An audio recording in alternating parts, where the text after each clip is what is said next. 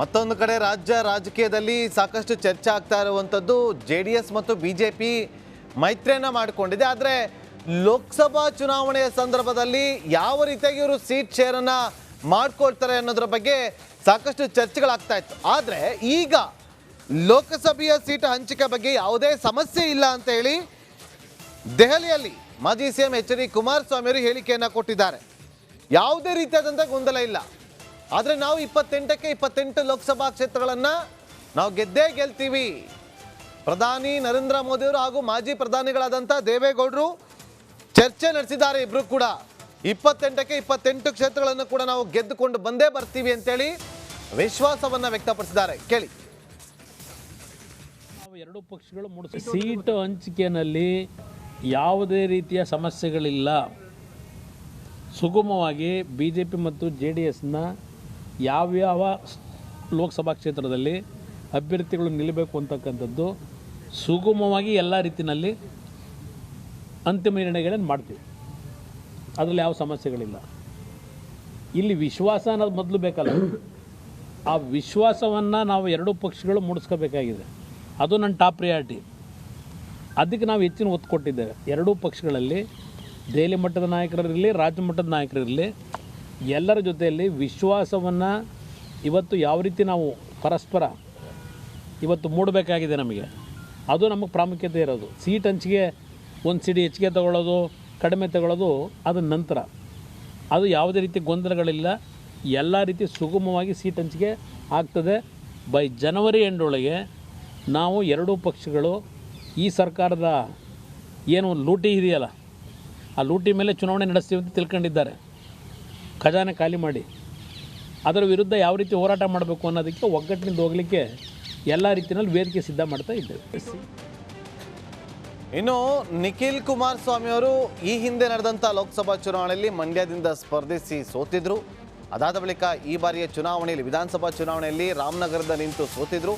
ಮತ್ತೊಮ್ಮೆ ಲೋಕಸಭಾ ಚುನಾವಣೆಯಲ್ಲಿ ಸ್ಪರ್ಧೆ ಮಾಡ್ತಾರಾ ಅನ್ನೋ ವಿಚಾರಕ್ಕೆ ಸಂಬಂಧಪಟ್ಟಂತೆ ಆ ಪ್ರಶ್ನೆಯೂ ಇಲ್ಲ, ಇಲ್ಲಿಯವರೆಗೂ ಚಿಂತನೆಯೂ ಕೂಡ ಆಗೇ ಇಲ್ಲ ಅಂತೇಳಿ ದೆಹಲಿಯಲ್ಲಿ ಜೆಡಿಎಸ್ ರಾಜ್ಯಾಧ್ಯಕ್ಷರಾಗಿರುವಂಥ ಮಾಜಿ ಸಿಎಂ ಎಚ್.ಡಿ. ಕುಮಾರಸ್ವಾಮಿ ಅವರು ಹೇಳಿಕೆಯನ್ನು ಕೊಟ್ಟಿದ್ದಾರೆ. ಮಂಡ್ಯದಲ್ಲಿ 2 ಬಾರಿ ಸೋತ ಅನುಕಂಪ ಇದೆ, ನಿಖಿಲ್ ನಿಲ್ಲಬೇಕು ಅಂತ ಜನ ಹೇಳ್ತಿದ್ದಾರೆ ಅಂತ ಕುಮಾರಸ್ವಾಮಿ ಹೇಳಿದ್ದಾರೆ. ಮಂಡ್ಯದಿಂದ ಮತ್ತೆ ಅದೃಷ್ಟ ಪರೀಕ್ಷೆಗಳಿತಾರ ನಿಖಿಲ್ ಕುಮಾರಸ್ವಾಮಿ ಅವರು ಅನ್ನೋ ಪ್ರಶ್ನೆ ಉದ್ಭವ ಆಗಿದ್ದು ಕುಮಾರಸ್ವಾಮಿ ಅವರು ಕೊಟ್ಟಂತ ಹೇಳಿಕೆಯಿಂದಲೇ. ಕೇಳಿ ಏನು ಹೇಳಿದ್ರು ಅಂತೇಳಿ. ಕುಮಾರಸ್ವಾಮಿ ಅವರು 28 ಲೋಕಸಭಾ ಕ್ಷೇತ್ರದಲ್ಲಿ ಎರಡೂ ಪಕ್ಷಗಳ ಅಭ್ಯರ್ಥಿಗಳ ಪರವಾಗಿ ಚುನಾವಣೆಯಲ್ಲಿ ಪ್ರಚಾರದಲ್ಲಿ ಇರ್ತಾರೆ. ಅವ್ರ ಸ್ಪರ್ಧೆಯಲ್ಲಿ ಇರೋದಿಲ್ಲ ಅಂತಕ್ಕಂಥದ್ದು ಈಗಾಗಲೇ ಅವರೇ ನಿರ್ಣಯ ಮಾಡ್ಕೊಂಡಿದ್ದಾರೆ. ನನ್ನ ನಿರ್ಣಯ ಅಲ್ಲ. ಈ ಚುನಾವಣೆಯಲ್ಲಿ 28 ಕ್ಷೇತ್ರದಲ್ಲಿ ನಾನು ಪಕ್ಷದ ಸಂಘಟನೆಗಳಿಗೆ, ಎರಡೂ ಪಕ್ಷದ ಅಭ್ಯರ್ಥಿಗಳ ಪರವಾಗಿ ನನ್ನ ಒಂದು ಕಿಂಚಿತ್ ಸೇವೆ ಸಲ್ಲಿಸಲಿಕ್ಕೆ ಸಿದ್ಧ ಇದ್ದೇನೆ ಅಂತಕ್ಕಂಥದ್ದು ಅವ್ರ ನಿರ್ಧಾರ. ನಿಖಿಲ್ ಕುಮಾರಸ್ವಾಮಿ ಅವರು ನಿಲ್ಲಬೇಕು ಅಂತಕ್ಕಂಥದ್ದು ಈ ಕ್ಷಣದವರೆಗೆ ಅವರಿಂದ ಯಾವುದೇ ರೀತಿಯಲ್ಲಿ ಆ ತೀರ್ಮಾನಗಳು ಇಲ್ಲ, ಆ ಪ್ರಶ್ನೆನೂ ಇಲ್ಲ. ಕುಮಾರಸ್ವಾಮಿ ಅವರು 28 ಲೋಕಸಭಾ ಕ್ಷೇತ್ರದಲ್ಲಿ ಎರಡೂ ಪಕ್ಷಗಳ ಅಭ್ಯರ್ಥಿಗಳ ಪರವಾಗಿ ಚುನಾವಣೆಯಲ್ಲಿ ಪ್ರಚಾರದಲ್ಲಿ ಇರ್ತಾರೆ. ಅವ್ರ ಸ್ಪರ್ಧೆಯಲ್ಲಿ ಇರೋದಿಲ್ಲ ಅಂತಕ್ಕಂಥದ್ದು ಈಗಾಗಲೇ ಅವರೇ ನಿರ್ಣಯ ಮಾಡ್ಕೊಂಡಿದ್ದಾರೆ. ನನ್ನ ನಿರ್ಣಯ ಅಲ್ಲ. ಈ ಚುನಾವಣೆಯಲ್ಲಿ 28 ಕ್ಷೇತ್ರದಲ್ಲಿ ನಾನು ಪಕ್ಷದ ಸಂಘಟನೆಗಳಿಗೆ, ಎರಡೂ ಪಕ್ಷದ ಅಭ್ಯರ್ಥಿಗಳ ಪರವಾಗಿ ನನ್ನ ಒಂದು ಕಿಂಚಿತ್ ಸೇವೆ ಸಲ್ಲಿಸಲಿಕ್ಕೆ ಸಿದ್ಧ ಇದ್ದೇನೆ ಅಂತಕ್ಕಂಥದ್ದು ಅವ್ರ ನಿರ್ಧಾರ. ನಿಖಿಲ್ ಕುಮಾರಸ್ವಾಮಿ ಅವರು ನಿಲ್ಲಬೇಕು ಅಂತಕ್ಕಂಥದ್ದು ಈ ಕ್ಷಣದವರೆಗೆ ಅವರಿಂದ ಯಾವುದೇ ರೀತಿಯಲ್ಲಿ. ಮತ್ತಷ್ಟು ಮಾಹಿತಿಯನ್ನು ಕೊಡೋದಕ್ಕೆ ನಮ್ಮ ಪೊಲಿಟಿಕಲ್ ಬ್ಯೂರೋ ಹೆಡ್ ಆಗಿರುವಂಥ ವಿಜಯ್ ಮತ್ತೊಮ್ಮೆ ಲೈನಲ್ಲಿ ಜಾಯ್ನ್ ಆಗಿದ್ದಾರೆ. ವಿಜಯ್, ನಿಖಿಲ್ ಕುಮಾರಸ್ವಾಮಿ ಅವರು ಈ ಬಾರಿ ಲೋಕಸಭಾ ಚುನಾವಣೆಯಲ್ಲಿ ಸ್ಪರ್ಧಿಸ್ತಾರಾ ಇಲ್ವಾ?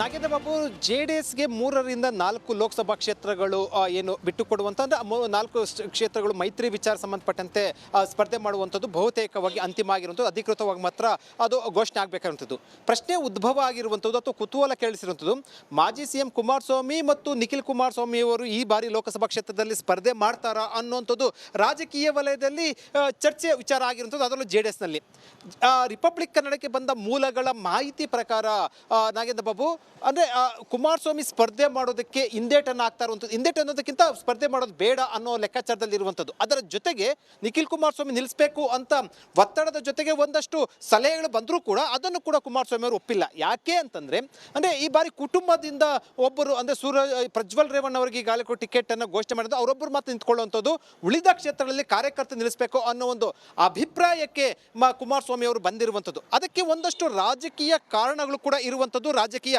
ತಂತ್ರಗಾರಿಕೆ ಕೂಡ ಇರುವಂಥದ್ದು. ಒಂದೊಂದು ಬಹಳ ಸ್ಪಷ್ಟ, ಒಂದು ಅಂದ್ರೆ ಬೆಂಗಳೂರು ಗ್ರಾಮಾಂತರ ಲೋಕಸಭಾ ಕ್ಷೇತ್ರದಿಂದ ಕುಮಾರಸ್ವಾಮಿ ಅವರು ಕಣಕ್ಕಿಳಿಬೇಕು ಡಿ ಕೆ ಸುರೇಶ್ ವಿರುದ್ಧ ಅನ್ನುವಂಥದ್ದು ಬಿಜೆಪಿ ಕೂಡ ಸಲಹೆ ಕೊಟ್ಟಿರುವಂಥದ್ದು. ಅಂದ್ರೆ ಅದು ಅನುಕೂಲ ಆಗುತ್ತೆ ಅಂತ.